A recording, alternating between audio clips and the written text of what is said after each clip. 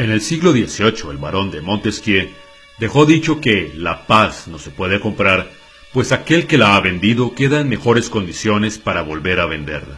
Matar a los magistrados en la toma del Palacio de Justicia, el M-19 contó con nuevos magistrados más complacientes, hasta que con la Constitución de 1991 los terroristas pasaron a controlar el poder judicial. Después de que el gobierno de Gaviria firmara la paz con el M-19, el EPL, una parte del ELN y otras bandas, los asesinatos se multiplicaron. Durante los años 90 hubo muchísimas más víctimas del llamado conflicto que durante los 80. Los dirigentes más dinámicos del M-19 pasaron a las FARC, como es el caso de Pablo Catatumbo y muchos otros. Los dirigentes veteranos de la Unión Patriótica, que era el brazo político de las FARC, se pasaron a la Alianza Democrática M-19, como fue el caso de Angelino Garzón. La Constitución de 1991 fue el resultado de los acuerdos del M-19 con ese gobierno, cuyo principal ministro era casualmente el mismo Humberto de la Calle, que ahora negocia con las FARC en Cuba, un personaje que además fue nombrado magistrado tras la masacre del Palacio de Justicia. Entre los grandes logros de los terroristas está que en esa Constitución se reconozca el delito político, cosa que no se ve en las leyes de ningún país civilizado. También se mencionan los diálogos de paz con grupos armados. Esa Constitución autoriza a matar gente para precisamente poder abolir esa misma Constitución. Por eso la violencia se multiplicó desde que fue implantada. Ya los guerrilleros amnistiados preparaban el terreno para sus camaradas que seguían delinquiendo. Cabe aclarar que en Colombia se tiene la creencia de que paz es ceder ante las pretensiones de los terroristas.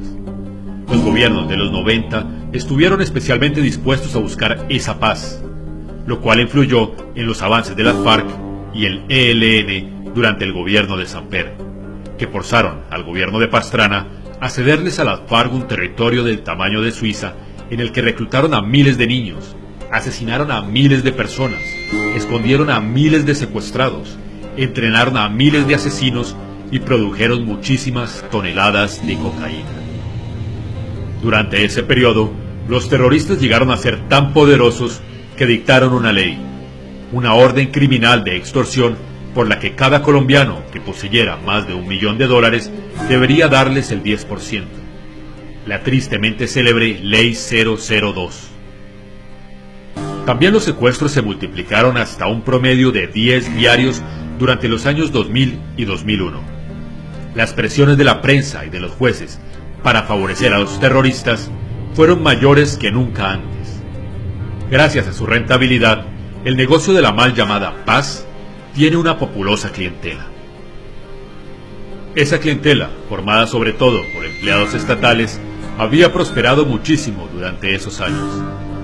Cientos de miles de personas se pensionaron antes de cumplir 50 años, con sueldos que a menudo eran decenas de veces los que alcanzaban los colombianos humildes.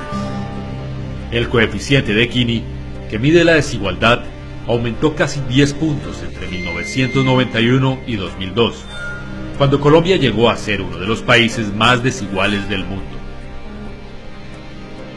El precio que pagaron los colombianos por la ilusión de la paz durante el gobierno de Pastrana fue muchísimo más alto que el que pagaron durante los gobiernos de Betancourt y Gaviria, y el único resultado fue que se cometieron muchos más crímenes que antes.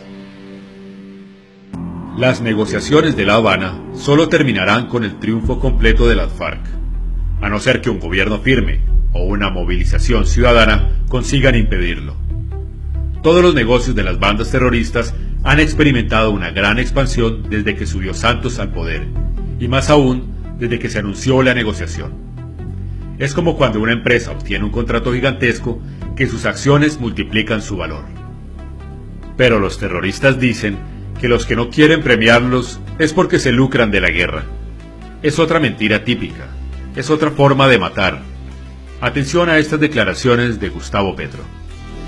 Neutralizar, más exactamente, toda una construcción política y social que intenta sabotear la paz, la posibilidad de la paz. Sectores de este país, políticos, sociales, económicos, etcétera, hasta religiosos, ideológicos, que han sobrevivido, se han enriquecido de la guerra, de la muerte, tienen hoy tanta contundencia, tienen tanta fortaleza derivada de los 8 años de gobierno del presidente Uribe, que tienen la capacidad de sabotear quizás la última oportunidad de esta sociedad de encontrarse a sí misma, de abandonar definitivamente los caminos de la violencia y de construir un país democrático.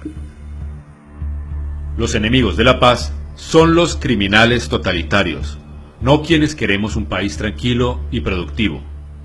Explotan la corrupción del lenguaje y llaman paz al crimen, a la expansión de sus negocios y a su poder.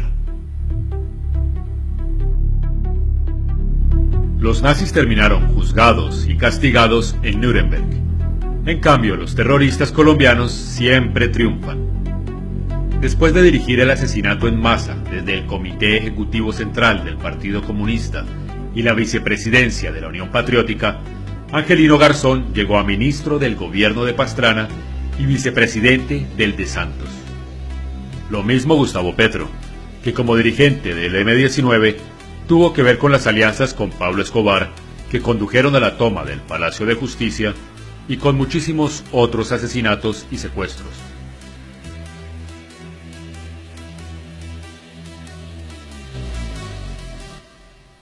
Cuando Timochenko, Romaña e Iván Márquez sean alcaldes y ministros, estarán buscando la paz con los terroristas que los reemplazarán, que serán mucho más poderosos y matarán mucho más, sencillamente porque por entonces tendrán muchos más aliados en el gobierno y en la política legal, y porque a las FARC se les darán muchos millones de hectáreas para que exploten la producción de cocaína y la minería que ahora es ilegal.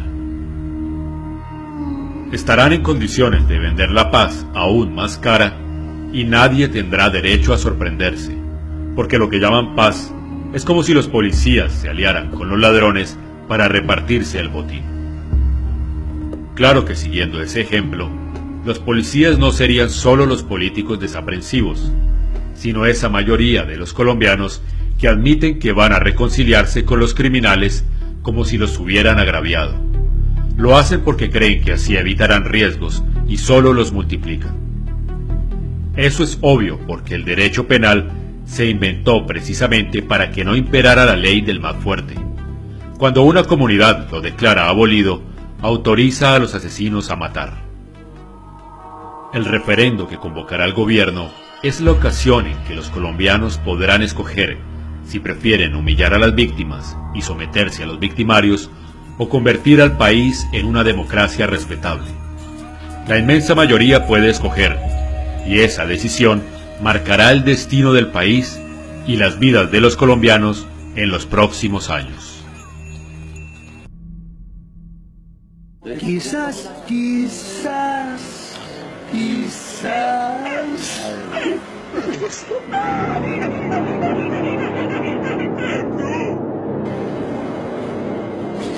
No,